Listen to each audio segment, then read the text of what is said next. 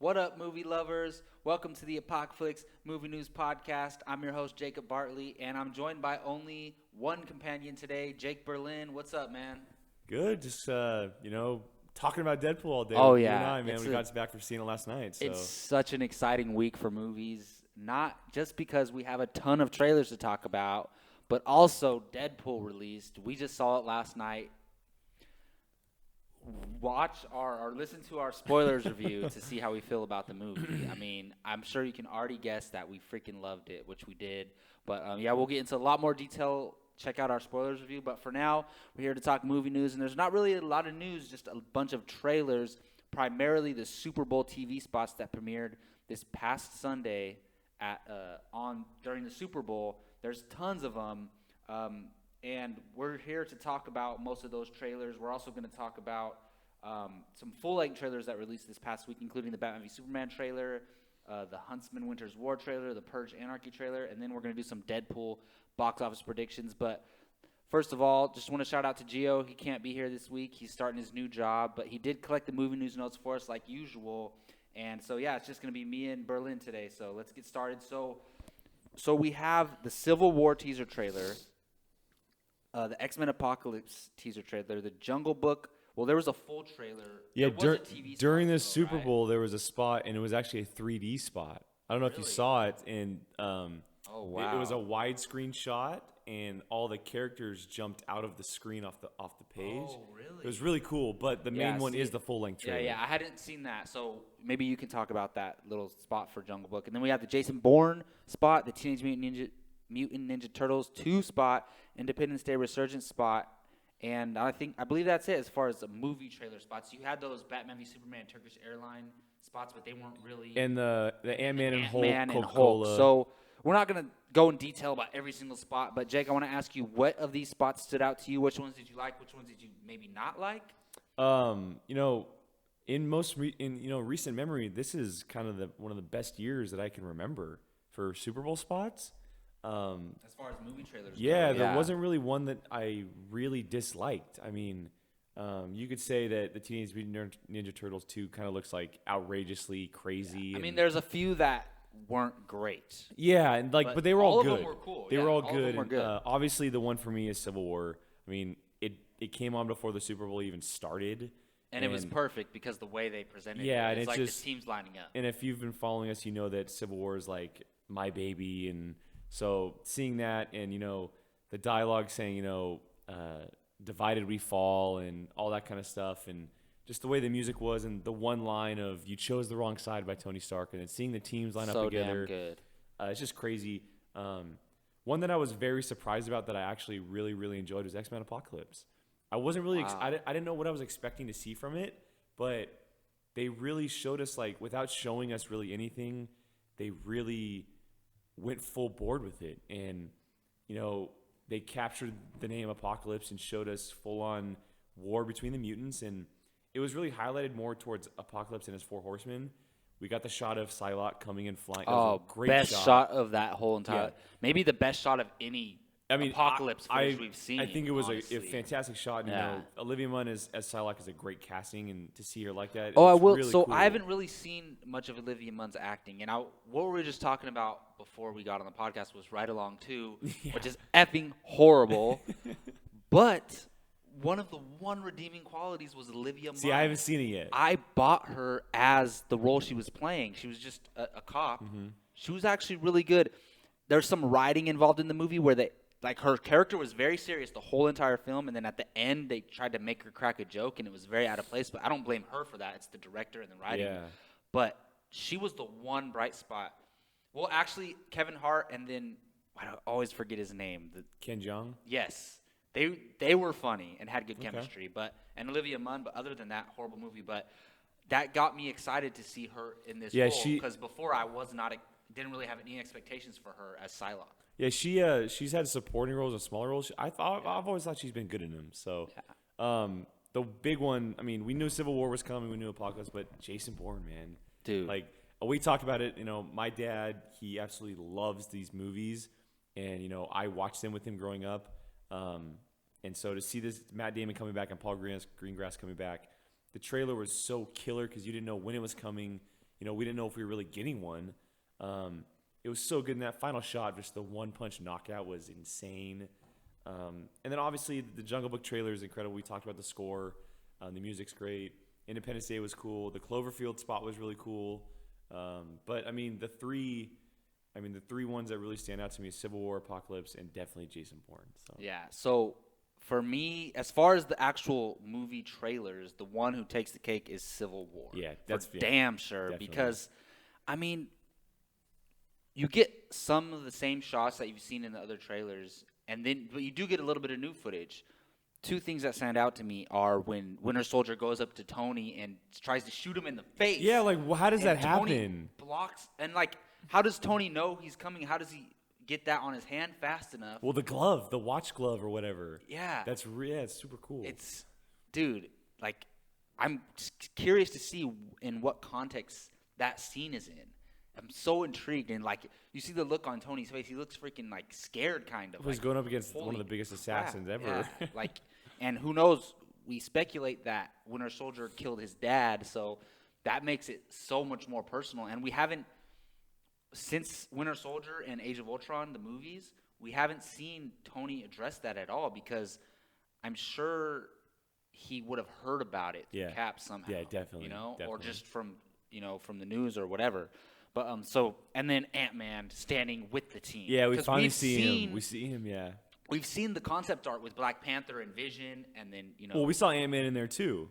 There's a couple shots of him in the concept art as well. Was there? Yeah. Oh, but we didn't. But he was see smaller. Him. Yeah, he was small. But we didn't see him like full size standing next to the team. That's our first taste of Ant-Man on the Avengers team. Yeah. Like, whether he's on, doesn't matter what side he's on. He's standing next to Cap and all.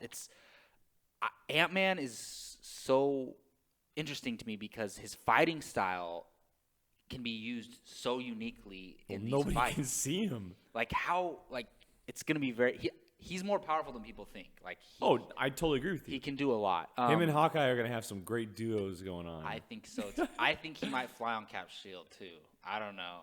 Why not? I agree, but I think the bigger bet is the arrow. The arrow, yeah, for Dude, sure. That could be like a key, like, I don't know, who knows? That could be like a key like moment in the movie. That shot, all I know is that shot's gonna be so cool to see. And it's gonna follow the arrow. Yeah, dude, it's gonna be sick.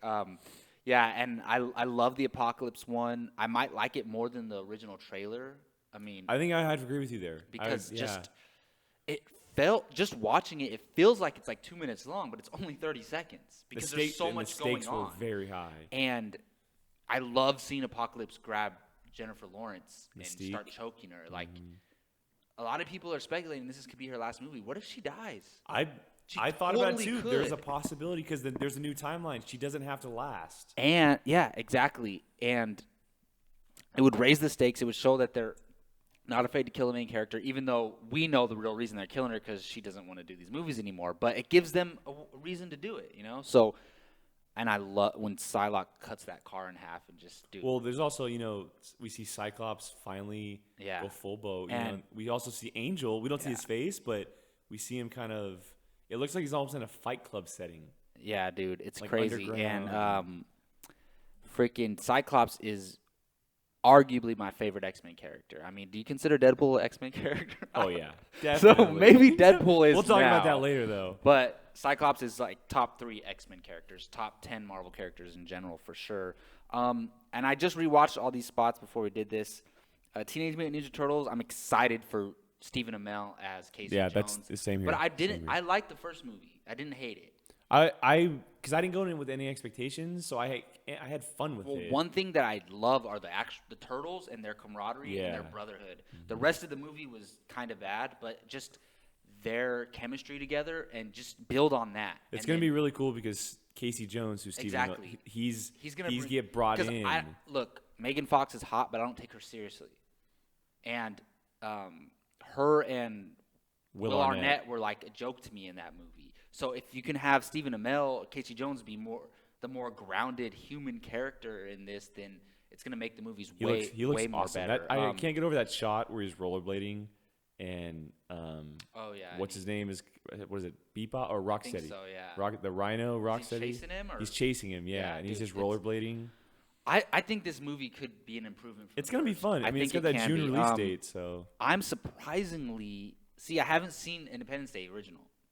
I'm surprisingly really interested in Independence Day Resurgence, and I wasn't really that excited for it. Like before, I'm like, yeah, I'll probably see it on a Tuesday or something. But now I'm like, I'll go opening night. Why not? But we're all gonna do that double feature of Independence Day and Top Gun. Yeah, we got to totally get you to down watch for those that. too. Man.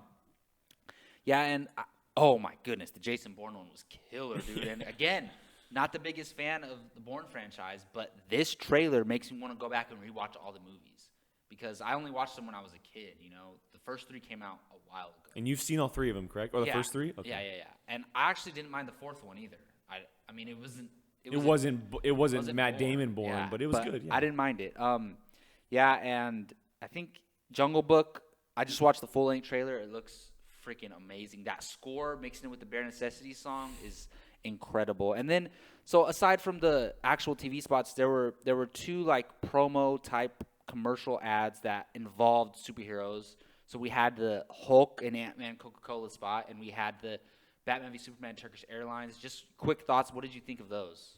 I mean, they were cool. I guess you get to see Ben Affleck as Bruce Wayne talking up the screen. Then you also get to see Jesse Eisenberg do his Lex Luthor impression, and it's just weird, Turkish Airlines. Like, is that going to play into the movie somehow? I don't think so. Like, why would they choose Turkish Airlines? Well, I don't think they chose Turkish Airlines. I think Turkish Airlines came to them and like, look, we want to do a Super Bowl ad. I'm just wondering if like maybe there's some way it plays in the movie somehow.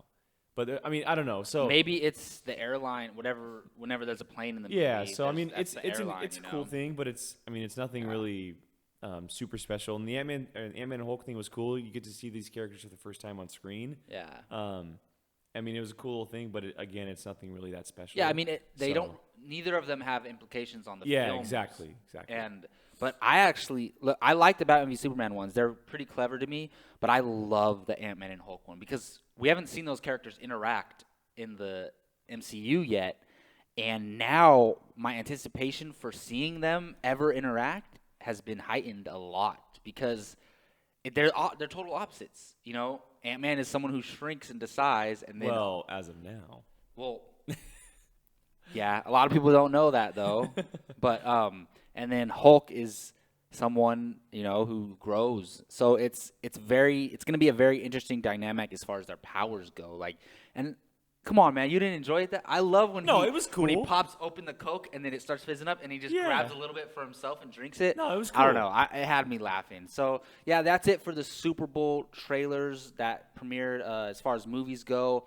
Please let us know in the comment section what Super Bowl spots you enjoyed, which ones did you not enjoy.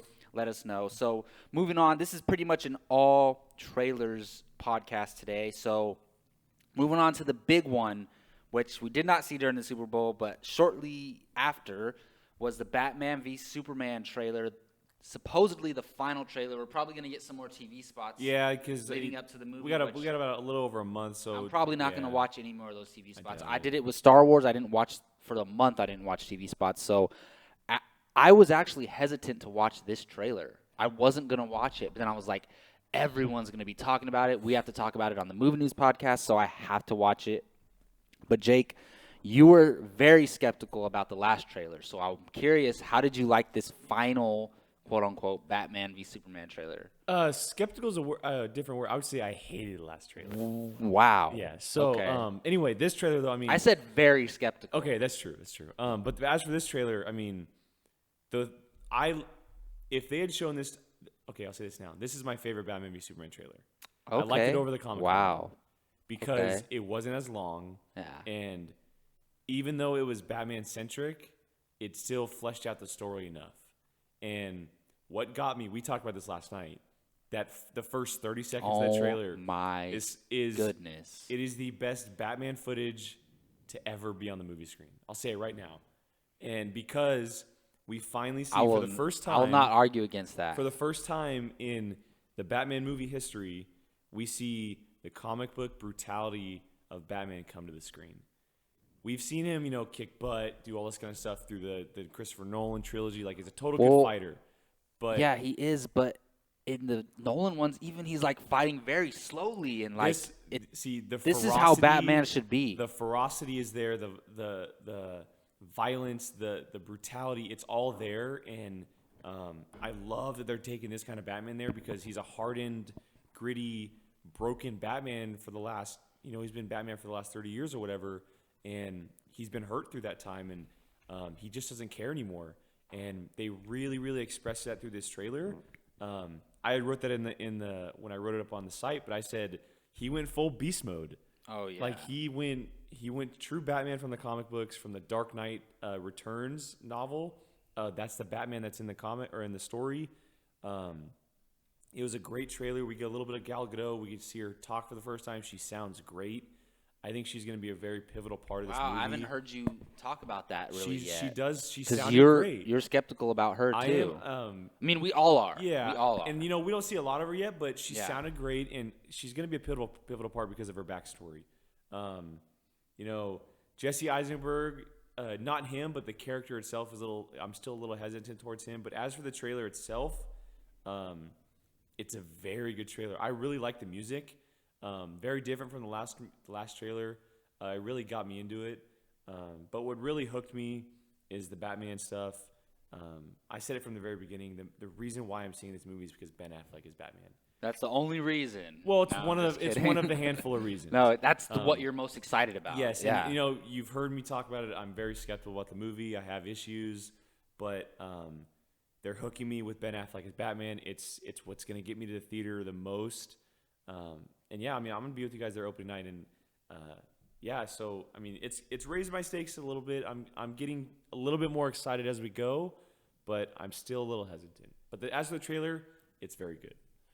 Well, I had some of the same problems you had with the second trailer that came out, but it didn't lower my excitement for it.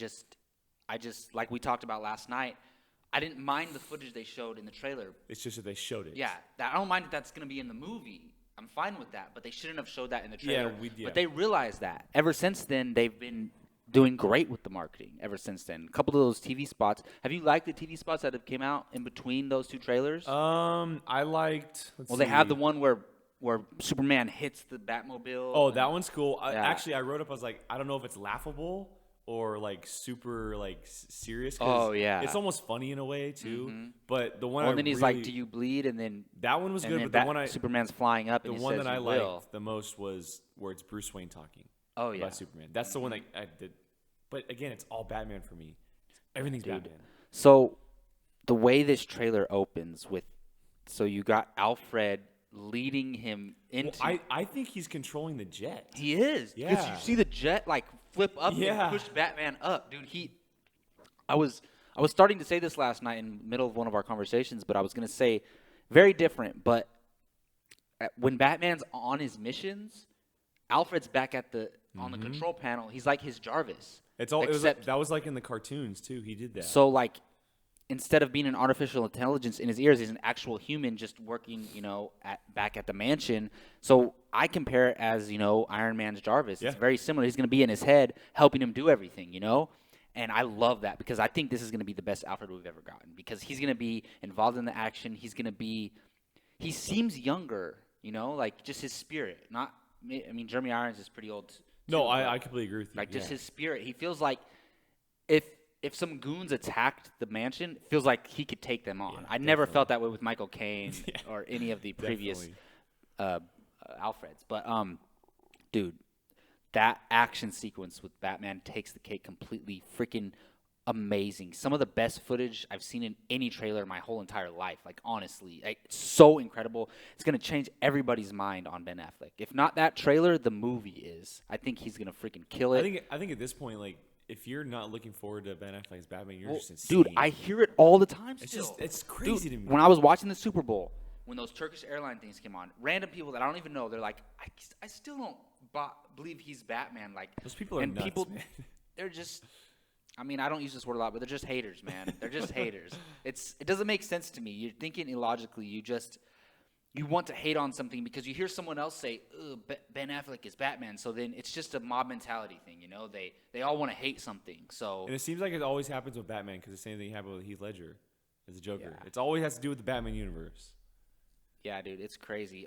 Did you catch that little shot in the trailer when I think it's Lois Lane and Clark and they're like in the tub? In the tub. Yeah. I'm kind of excited we're gonna get to see their relationship a little bit because, we know they. I don't want to say dating, but Oh no, they're dating. I just want to say they started their romance in the first movie, and then now they're like full on a couple. How many years is this later? But I wonder how that happens because he's Superman. She's only human. Like, how does that happen?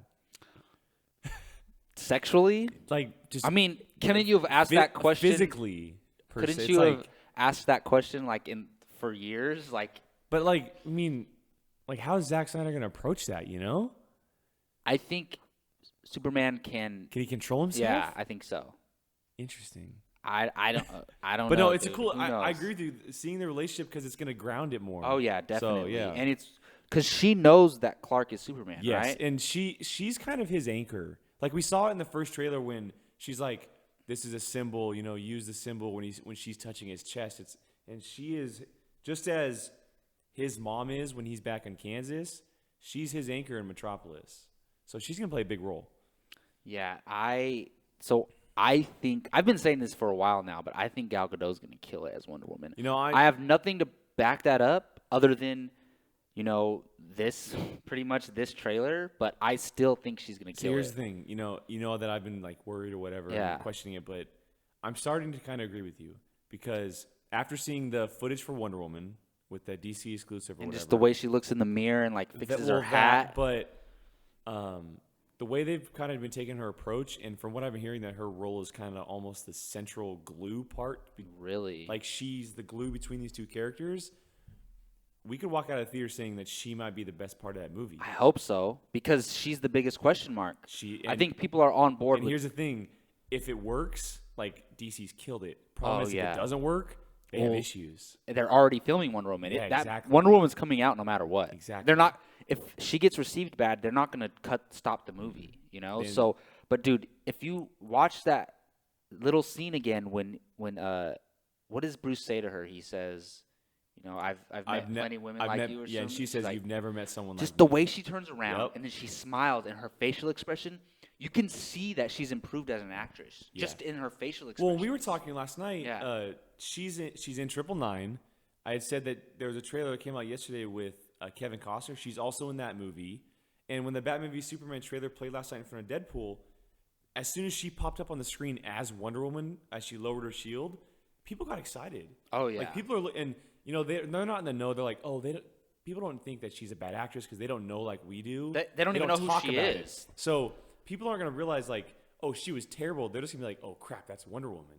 So yeah. So that's a great point. General audience members don't even know who Gal Gadot is. Yeah, they go in thinking. And how many times have we? No one knew who Chris Hemsworth was when he was first Thor. And so it's very similar, or even Henry Cavill was Superman. That's what I'm saying. So it doesn't have to be a big super movie star. And you got Ben Affleck, who now is generally he's known by the public. Yeah, oh, who definitely is. But I'm saying he 10 years ago he was a joke. He wasn't a joke, but people looked at him. Now as he a can joke, get people in theaters. Yeah. Oh, definitely. And especially just his directing has changed his whole career around.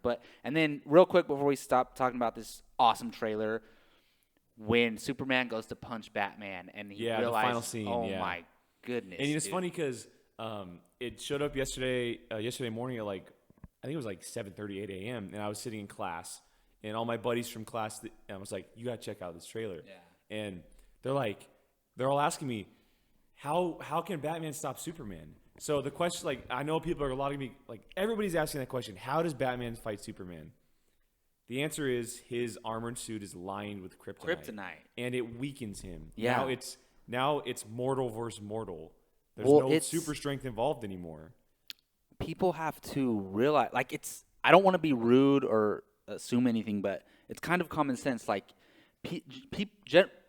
People generally know that kryptonite is Superman's weakness, right? So you just kind of put two and two together, but it's not fair. People aren't involved in the movie. Yeah, and if you think oh, that's stupid, how even if it's kryptonite, how can you? It's a movie. It's how the story works. Oh, exactly. It's from the source material, and the source material is one of the most coveted source materials of all time. Yeah. So it's gonna play out in the movie well. And like you said, that final moment, it's cool to see him block because Superman's face, he's freaked out. He's oh crap. Oh yeah, he's scared. It's freaking awesome. Well, as you can tell, we love this trailer. I'm glad Jake's a little bit more excited and not as worried about this movie, even though he still has his worries. I'm super excited. It's my number one most anticipated movie for this year. So please let us know what you thought of this trailer in the comment section.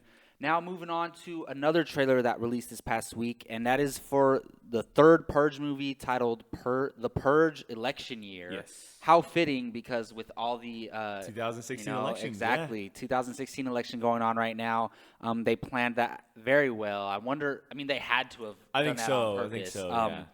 But so I'm going to say right off the bat, I haven't seen Purge Anarchy. That's what it's called, right? The second one, yeah. But I have seen the first Purge, and I love the concept of just the Purge in general. It's so amazing. I didn't even know they were making a third one, honestly. Really? Until the trailer came out. Yeah. And I was relieved because I think this can be like an ongoing franchise. They can do the spin-off, like the legs this franchise has is outrageous. Well, you don't have to keep telling the same story. You can look. I like Frank Grillo. I heard he's good in the second one. He's very good. And then it's cool. You could have him in like the next couple ones, or you want to bring in another main action star. They can team up, or you can move on from Frank Grillo's. It's not the character or the actor that sells these movies. It's the premise.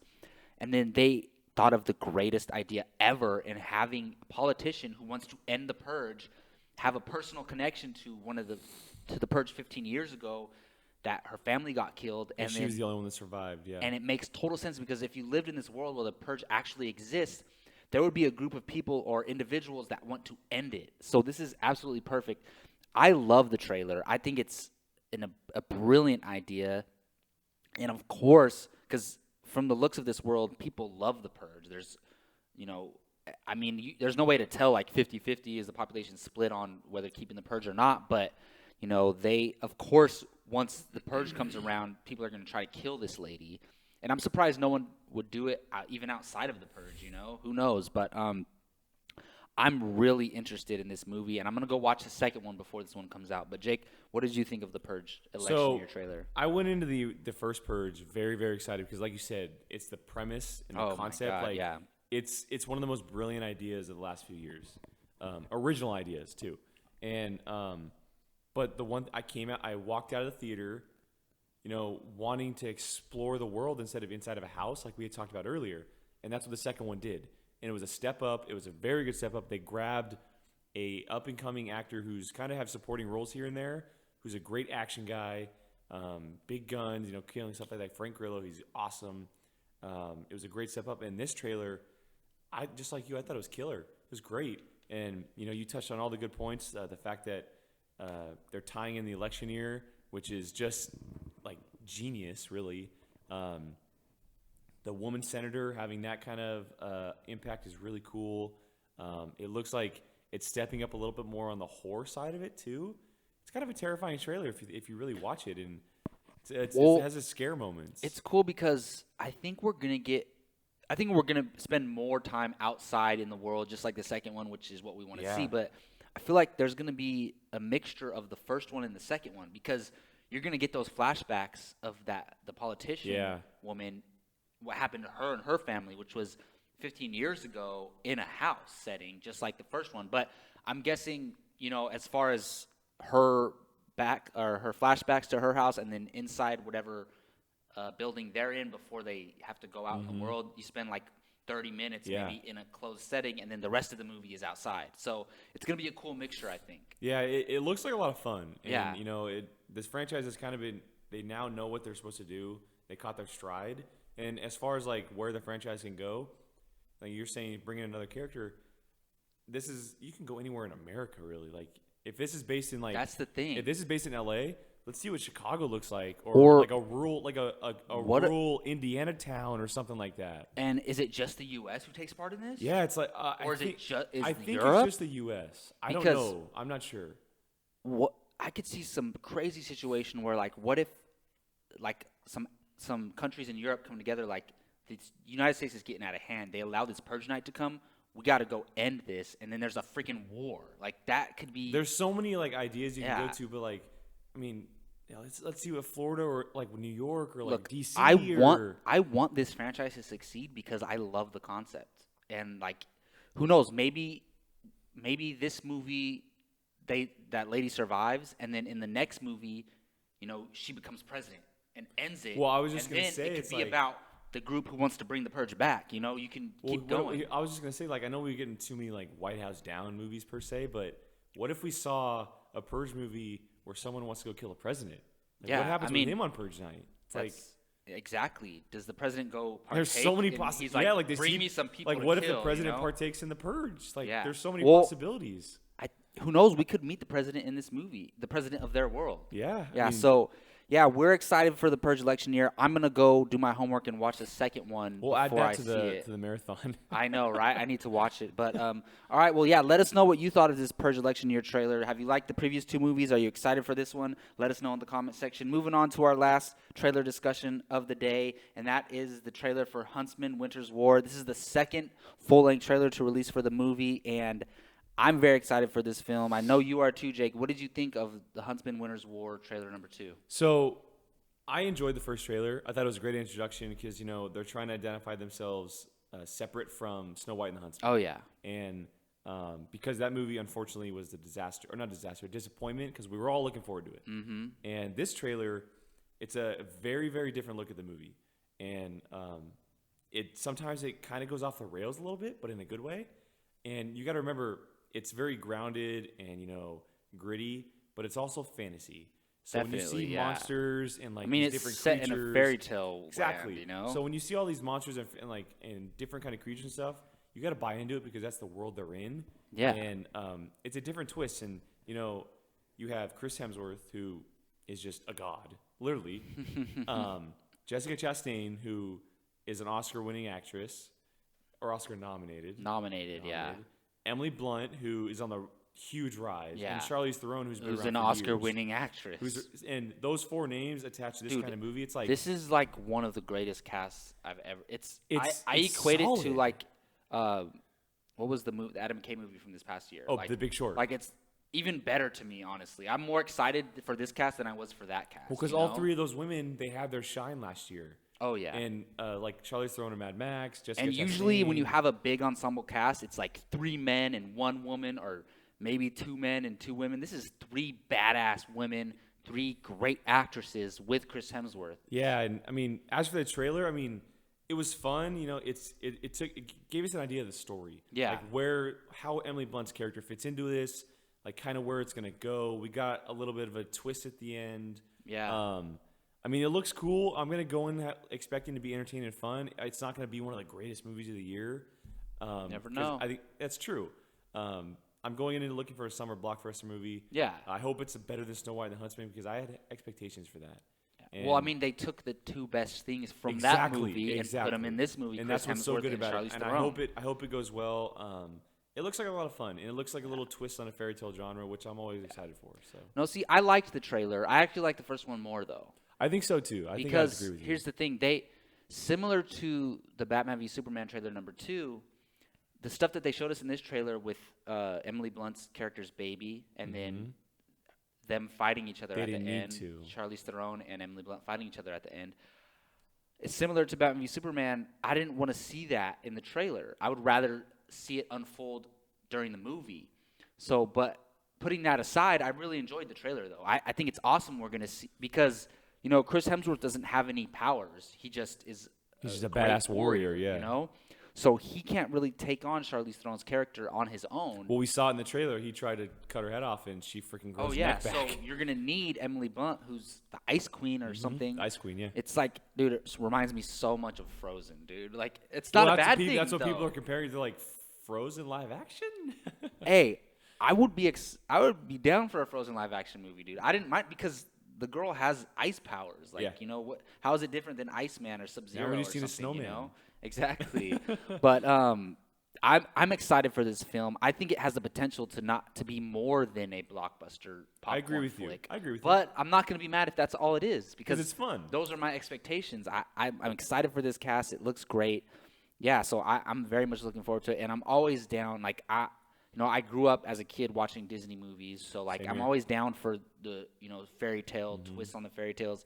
They've been doing better with them late. I mean, I know it's not Disney making this, but I'm just saying in general. It's Universal, correct? Yeah, Cinderella was really good. Maleficent was whatever, same producers, but I have a feeling this is going to be a better one. Like Disney, they're kind of staying true to their live action adaptations. Oh yeah, because it's based on their animated films. It's true fairy tale. Yeah. As we're Universal, I really like their approach. It's grounded, gritty, real life. Here's the live thing. action. They can't base their movies off of the Disney animated films. Yeah. So it has to be based on the original source material because those original stories are public domain. Yeah. Anyone could write a script and produce a movie about Snow White, but it can't be. You can't take anything from the Disney movie that they made up originally. So that's why Disney's they're doing Cinderella based on their animated film. Jungle Book, Beauty and the Beast are based on their films, not necessarily the source material.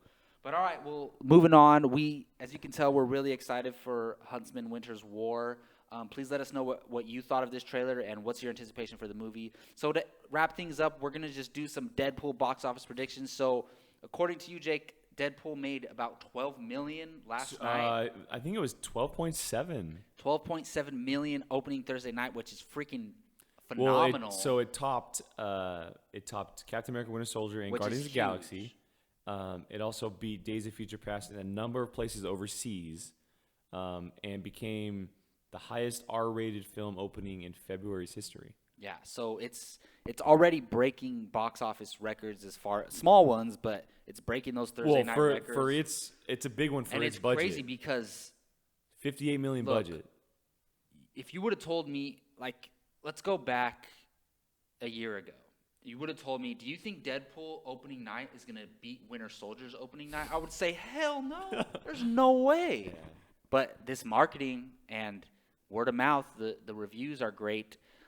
Definitely played a part into it. So, Jake, I want to get what is your prediction for opening weekend domestically for Deadpool? Okay, so I've kind of gone back and forth on this. I've heard people say, "Oh, I'm going to see this," and over the last couple of days, buddies from class, they're like, "Oh, I'm going to go see this movie. I got to go see this." And then also a couple of my players, I told you, basically the entire team went to go see it last night. Wow. And so it seems like, and when we went to go see it, there were couples, like we were talking. There was so many different type of people there. Just grabbing everybody. So I think when I initially said I was like 60, 65, I'm going to bump it. I'm going to go 70 to 75. And I think it's going to be closer to 75 because the word of mouth on this movie is insane.